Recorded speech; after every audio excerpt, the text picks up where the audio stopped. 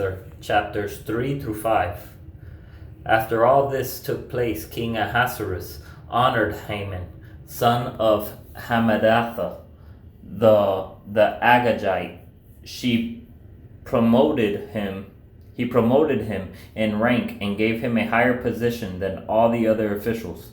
The entire royal staff at the king's gate bowed down and paid homage to Haman, because the king had commanded this to be done for him. But Mordecai would not bow down or pay homage. The members of the royal staff at the king's gate asked Mordecai, "Why are you disobeying the king's command?" When they had warned him day after day, and he still would not listen to them, they told Haman, in order to see if Mordecai's actions would be tolerated, since he had told them he was a Jew. Then Haman saw that Mordecai was not bowing down or paying him homage.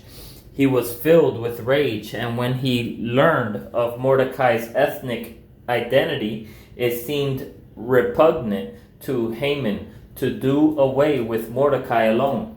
He planned to destroy all of Mordecai's people, the Jews, throughout Ahasuerus' kingdom. In the first month, the month of Nisan, in King Ahasuerus' 12th year, the pur, that is, the lot, was cast before Haman for each day in each month, and it fell on the 12th month, the month Adar.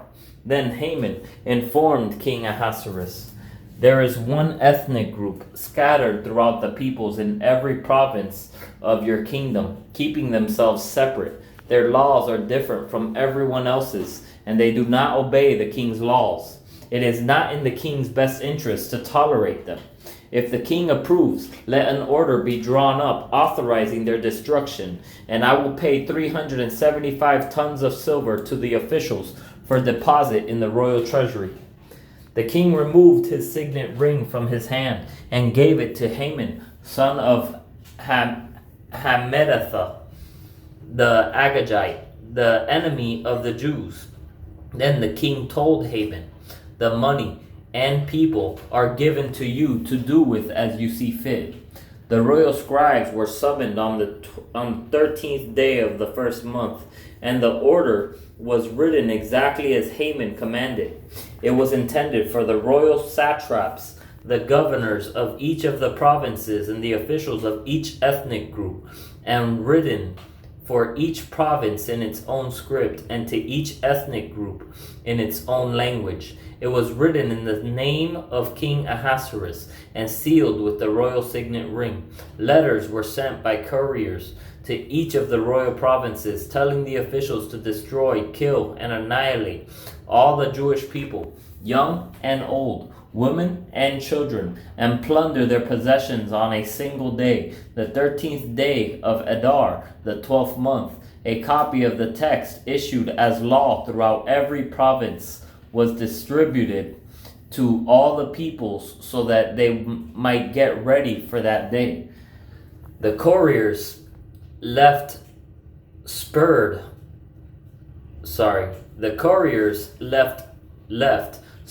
on by royal command, and the law was issued in the fortress of Susa. The king and Haman sat down to drink while the city of Susa was in confusion. Then Mordecai learned all that had occurred. He tore his clothes, put on sackcloth and ashes, went into the middle of the city, and cried loudly and bitterly. He went only as far as the king's gate, since the law prohibited anyone wearing sackcloth from entering the king's gate. There was great mourning among the Jewish people in every province where the king's command and edict reached. They fasted, wept, lamented, and many lay in sackcloth and ashes. Esther's female servants and her eunuchs came and reported the news to her, and the queen was overcome with fear. She sent clothes for Mordecai to wear so that he would take off his sackcloth, but he did not accept them. Esther summoned Hathach, one of the king's eunuchs, who attended her, and dispatched him to Mordecai to learn what he was doing and why. So Hathach went out to Mordecai in the city square, in front of the king's gate. Mordecai told him everything that had happened, as well as the exact amount of money Haman had promised to pay the royal treasury for the slaughter of the Jews. Mordecai also gave him a copy of the written decree issued in Susa, ordering their destruction, so that Hathach might show it to Esther, explain it to her, and command her to approach the king, implore his favor, and plead with him personally for her people. Hathach came and repeated Mordecai's response to Esther. Esther spoke to Hathach and commanded him to tell Mordecai, "All the royal officials and the people of the royal provinces know that one law applies to every man or woman who approaches the king in the inner courtyard and who has not been summoned, the death penalty, unless the king extends the gold scepter, allowing that person to live. I have not been summoned to appear before the king for the last 30 days. Esther's response was reported to Mordecai. Mordecai told the messenger to reply to Esther, "Don't think that you will escape the fate of all the Jews because you are in the king's palace. If you keep silent at this time, relief and deliverance will come to the Jewish people from another place, but you and your father's family will be destroyed. Who knows, perhaps you have come to your royal position for such a time as this."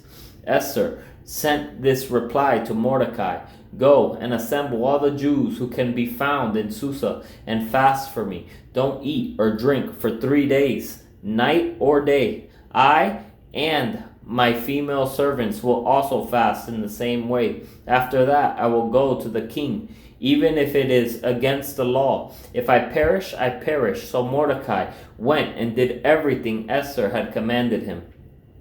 On the 3rd day, Esther, dressed in her royal clothing, and stood in the inner courtyard of the palace facing it.